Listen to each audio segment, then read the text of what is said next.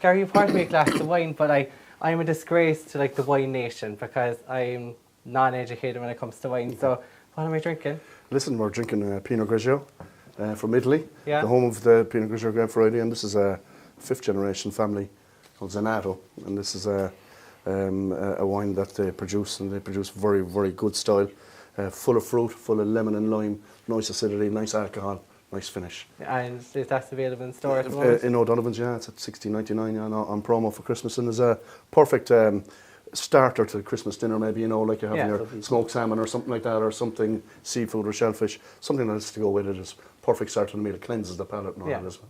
But you know, the big thing about wine as well, you said that is about knowing what you like, though. That's the main thing. See, I go into like a restaurant and I like would have my meal, and I just like just traditionally if I'd glass of white wine, and then like the lady comes to me and she's like, "Oh, what kind of white?" I'm like, "House wine," because I don't have that education there, but. I think maybe I would get the education if I went to one of your wine classes. I think, the Cork Wine School now could do with you and would do a good stint for you. Listen, it's knowing the product means you can enjoy it better and gives you a confidence and all that. But even after tonight, I think you're going to be a little bit more confident, Graham, in the restaurants over Christmas. No, definitely. I'm looking forward to it anyway. Absolutely. And say out of the two, like I see there's a bottle of red there as well. Yeah. Over the Christmas, what would that complement? I mean, this red wine that we have as well is from the same company, and it's made in a style that's called a baby Amarone. You know, it's a Valpolicella on steroids, really. And basically, what they do, they reintroduce the skins from a previous fermentation batch and increases the alcohol, colour, fruit, and all that. This is the ideal wine for Christmas dinner. You know, really to cut through all the flavours and all the bits that's going to be on your plate. This is the red wine that'll do the trick for you. Like I listen to you now, and like you talk about wine with such passion. Where did like this passion come from? Yeah, I suppose I started studying wine about 30 years ago, and went through the WSET system and started travelling probably about 28 years ago. And I've been all over the world a couple of times with it, I suppose, and have built up a lot of relationships with buyers, etc. And it's something I've lecturing on for the last 20 odd years as well. And I'm a wine buyer as well as part of my job. So I'm passionate about it because I love it. And I see ODonovan's, he actually held a fair recently. We did, we had one of the biggest ones, in the country. Took place in the first week of November in the Clayton in the city centre, and we had over 600 people there and 40 stands, 400 wines, loads of craft beer and spirits and all that.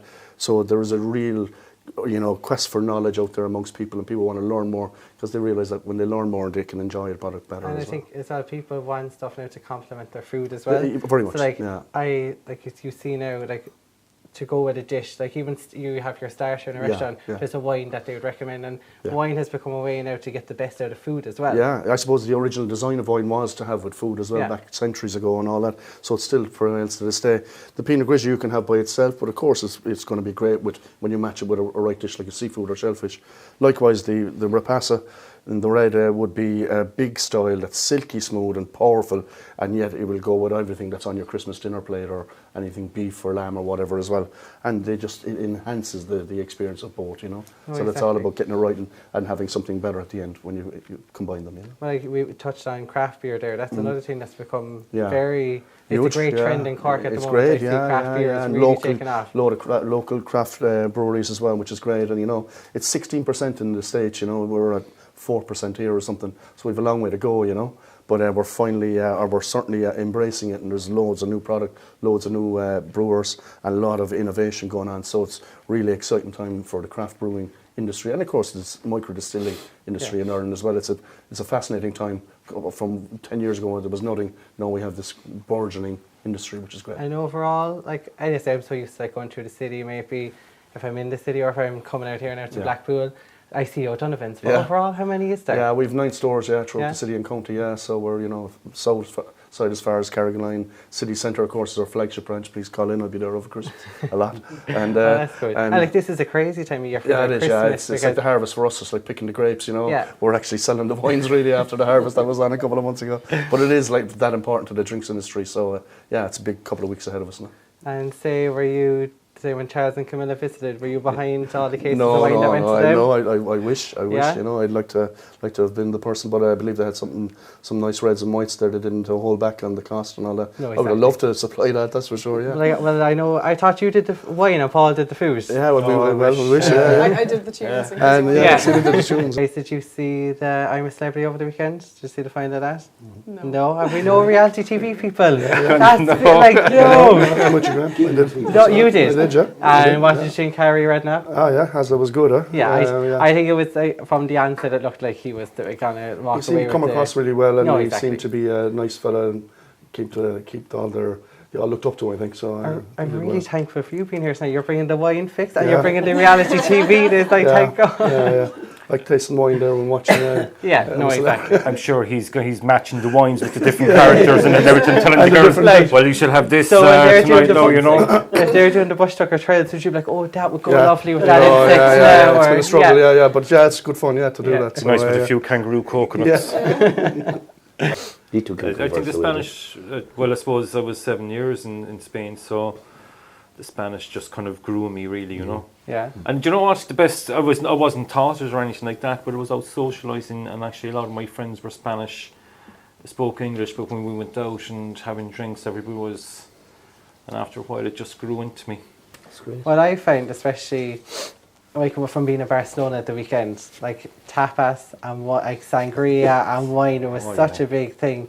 Like the food over there was amazing. Like, have anyone here been to Barcelona? Yeah, Yeah, I was in definitely. Barcelona. Yeah. How did you find it? I loved Barcelona. It's a beautiful city.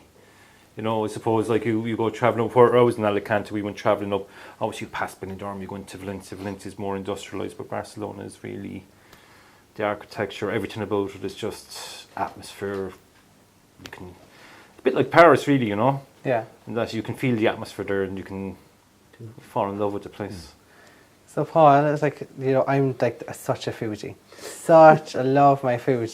But if I was to take a trip into Three Little Piggies now, what are you going to whip me up? Well, we have What's the signature Three Little Piggies dish? we have 10.